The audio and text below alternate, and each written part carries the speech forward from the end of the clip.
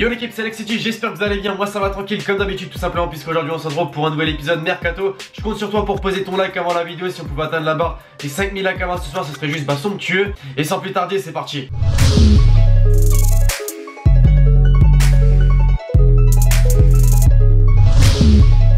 Et on commence ce numéro Mercato, l'équipe du côté du Paris Saint-Germain qui, malgré avoir réalisé le transfert du siècle il y a quelques jours, n'a visiblement pas encore mis fin à ce mercato estival, puisqu'en effet Nasser Al-Khelaifi et les dirigeants parisiens seraient actuellement en pleine négociation pour tenter de faire venir un parti en provenance de l'Atlético Madrid. Il s'agit bien évidemment de Jan Oblak. Selon AS, le président du PSG se serait même rendu à Madrid pour gérer le dossier du gardien et tenter de trouver un accord avec les dirigeants des Colchoneros qui ont fixé sa clause libératoire à 100 millions d'euros et voudraient même inclure dans la transaction un joueur qui pourrait être Javier Pastore. Les deux parties vont-ils trouver un accord? Affaire à suivre. En quête d'un milieu de terrain dans ces mercato, le Paris Saint-Germain a multiplié ses pistes ces dernières semaines et un nom est souvent associé au club de la capitale. Il s'agit bien évidemment de Fabinho, le monégasque brésilien. Il avait déjà été approché par les dirigeants du club francilien avant le feuilleton Neymar, mais l'offre des 45 millions d'euros était jugée trop faible pour les dirigeants monégasques qui en réclament désormais 60 millions, une somme donc que Nasser El-Khelaifi peut se permettre et va très certainement faire dans les prochains jours. Le PSG est visiblement décidé à frapper fort dans ce mercato puisqu'après les nombreuses rumeurs envoyant Kylian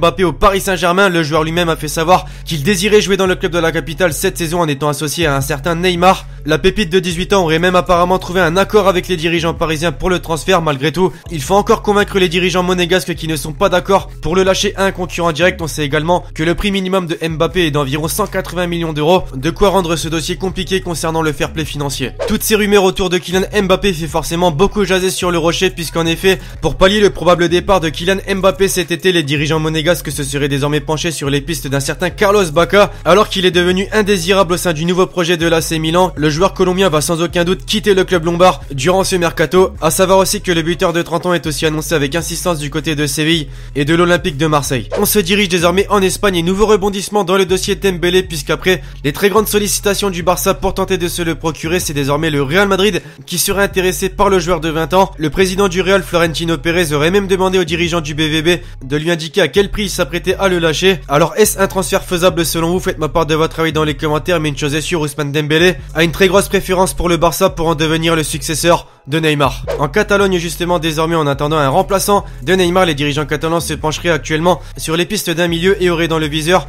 Jean-Michel Seri qui fait aussi partie des pistes du Paris Saint-Germain. Le journal catalan Sport a même affirmé que des négociations ont déjà eu lieu entre l'entourage du joueur et les dirigeants blaugrana. Jean-Michel Seri sera donc-il barcelonais la saison prochaine? Là encore, affaire à suivre. Et enfin, pour terminer le côté rumeur de transfert, on est toujours du côté du Barça, encore une fois au milieu de terrain, et cette fois-ci c'est encore Paulinho qui fait parler de lui dans les médias espagnols et surtout catalans. En effet, avant le feuilleton Neymar, il avait déjà été approché par les dirigeants catalans avec une offre à 20 millions d'euros, mais avec les 222 millions d'euros d'empochés dans le dossier Neymar, les dirigeants blaugrana ne comptent pas s'arrêter là et sont revenus à la charge pour Paulinho avec une offre à 25 millions d'euros. Actuellement, le joueur est d'accord pour rejoindre le Barça, tout le contraire du club qui ne souhaite pas le céder et attend une offre beaucoup plus conséquente. Côté officialisation, désormais on commence outre-Manche avec Stoke City qui a annoncé l'arrivée de Bruno Martins Indi, le joueur néerlandais en provenance du FC Porto qui a signé pour un montant de 7,7 millions d'euros. Mario Lemina a décidé de quitter l'Italie et la Juventus pour rejoindre le championnat d'Angleterre dans le club de Southampton où il a signé un contrat de 5 ans avec un montant de transfert qui avoisinerait les 18 millions d'euros. L'avancante anglais de 26 ans André Gray a décidé de quitter le club de Burnley pour rejoindre Watford